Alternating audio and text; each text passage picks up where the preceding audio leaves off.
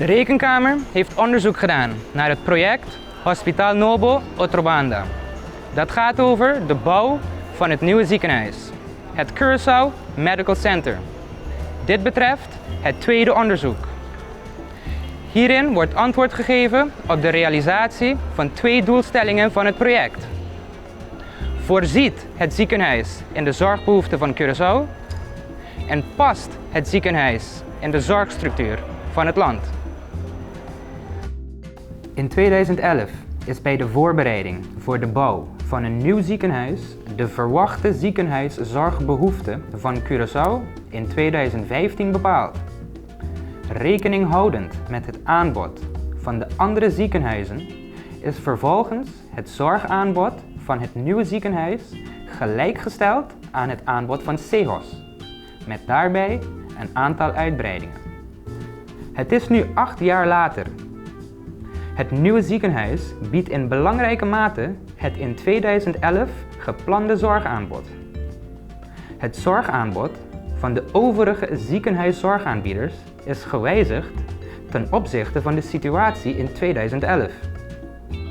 De actuele zorgbehoefte van Curaçao is niet bekend en kan in de loop der tijd ook gewijzigd zijn. Hierdoor is het niet te beantwoorden of het nieuwe ziekenhuis voorziet in de zorgbehoeften van Curaçao. Bij het vaststellen van het zorgaanbod is uitgegaan van een bepaalde structuur van de ziekenhuiszorg in de nabije toekomst waarin dit ziekenhuis zou moeten passen. Er wordt nog steeds vorm gegeven aan de gekozen structuur. De centrale regiefunctie wordt nog niet uitgevoerd door het ministerie van Gezondheid. De satellieten hebben nog niet de beoogde vorm. De functieverdeling is nog niet volledig geformaliseerd. De samenwerkingsprotocollen zijn nog niet alle tot stand gekomen. Of er in de toekomst voldoende spreekuureenheden in het ziekenhuis zijn, hangt af van de effectiviteit van het ingezette beleid. Het is daarom nog te vroeg om te beoordelen of het nieuwe ziekenhuis past in de zorgstructuur van Curaçao.